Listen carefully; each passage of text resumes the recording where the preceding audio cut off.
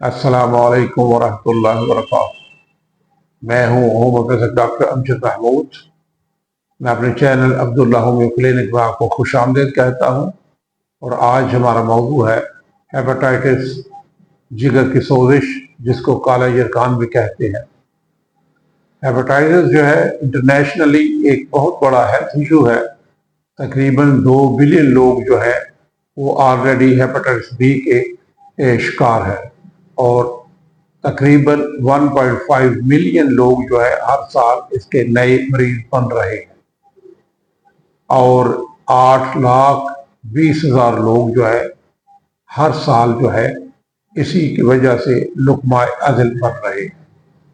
پاکستان میں بھی اس وقت اس کی صورتحال بہت گمبھیر ہے۔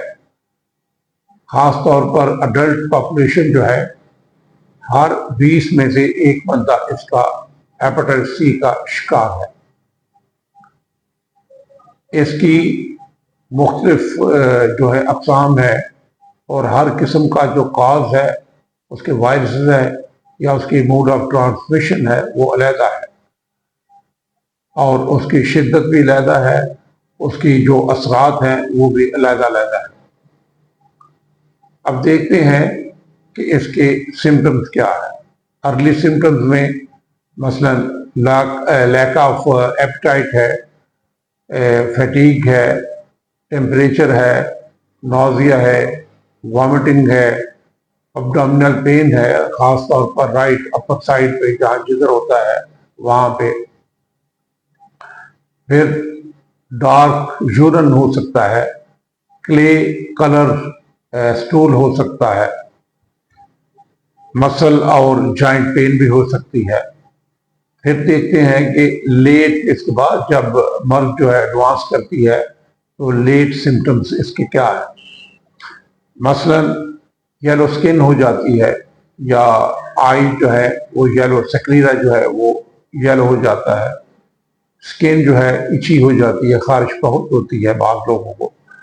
پھر سویلنگز جو ہے لیگز پر، اور خاص طور پر لوور ایکسٹریمیٹیز جو ہے یا اینکل جو ہے ان پر سویلنگ ہو جاتی ہے۔ ویٹ لاس ہو سکتا ہے، مریض کمزور ہو سکتا ہے، اس کا وزن کم ہو سکتا ہے۔ سویئر کیسز ہوں تو ان میں کنفیوژن بھی ہو سکتی ہے، ڈراؤزینس بھی ہو سکتی ہے۔ اور اگر 6 ماہ سے پرانا ہو جائے یرکان جو ہے، خاص طور پہ ہیپاٹائٹس سی جو ہے، تو پھر can lead to damage the liver کو پھر نقصان بھی پہنچا سکتا ہے۔ اب دیکھتے ہیں کہ اس کے کازز کیا ہے۔ جیسے میں نے پہلے بتایا کہ مختلف اقسام ہیں، اور ہر ایک کے کاز جو ہے علیحدہ ہے۔ دیکھتے ہیں کہ ہیپاٹائٹس سی اے جو ہے اس کا کاز کیا ہے۔ ہیپاٹائٹس اے جو ہے وہ کنٹیمنیٹڈ واٹر، جو کنٹیمنیٹڈ فوڈ ہوتی ہے اس کی وجہ سے، مطلب آلودہ خوراک اور آلودہ پانی سے جو ہے اس کا سبب ہوتا ہے۔ ہیپاٹائٹس بی جو ہے یہ آلودہ خون جو ہے اس کی وجہ سے ہوتا ہے، اور باڈی فلوئڈز جو ہوتے ہیں، اور سیکچولی ٹرانسمیشن جو ہے اس کی ہوتا ہے، اور ماں سے بچے کو بھی یہ ٹرانسمٹ ہو جاتا ہے۔ ہیپاٹائٹس سی جو ہے یہ آلودہ خون کی وجہ سے ہوتا ہے، اور پھر یہ کرونک جو ہے وہ صورتحال اختیار کر لیتا ہے۔ ہیپاٹائٹس ڈی یہ ان لوگوں کو ہوتا ہے جو پہلے ہیپاٹائٹس بی کے شکار ہو چکے ہیں۔ ہیپاٹائٹس ای جو ہے یہ آلودہ پانی سے پھیلتا ہے اور شارٹ ٹرم ہوتا ہے، لیکن جو پریگننٹ وومن ہوتی ہیں ان میں بہت ہی سیویئر ہوتا ہے۔ اس کے علاوہ الکوہلک ہیپاٹائٹس ہے، جو لوگ الکوہل جو ہے وہ زیادہ استعمال کرتے ہیں اور زیادہ لمبے عرصے تک استعمال کرتے ہیں، تو ان کے جگر کو بھی سوزش ہو جاتی ہے اور پھر جگر ڈیمیج ہوتا ہے۔ Non alcoholic fatty liver disease جو ہیں وہ جب جگر میں چربی زیادہ بن جاتی ہے، جو عام طور پہ اوبیسٹی یا ڈائبٹیز یا پور ڈائٹ جو ہے اس کا نتیجہ ہوتے ہیں، اس کی وجہ سے بھی جگر میں سوزش ہو جاتی ہے اور جگر کو نقصان ہوتا ہے۔ پھر آٹو امیون سسٹم ہیپاٹائٹس ہے، جب آٹو امیون جو سسٹم ہے وہ غلطی سے جگر پر حملہ کرتا ہے تو اس کی وجہ سے بھی جگر کو سوزش جاتی ہے اور جگر کو نقصان پہنچتا ہے۔ پھر کچھ میڈیسن ہے، ٹاکسنز ہیں، خاص طور پر پین کلر جو ہے وہ جگر میں سوزش کا باعث بنتی ہے۔ پھر کچھ میڈیکل کنڈیشنز ہیں وہ بھی اس کا سبب بنتی ہیں۔ میٹابولک ڈس آرڈر جو جگر کو متاثر کرتا ہے، اس کے فیل کو متاثر کرتا ہے، تو وہ بھی اس کا سبب ہو سکتے ہیں۔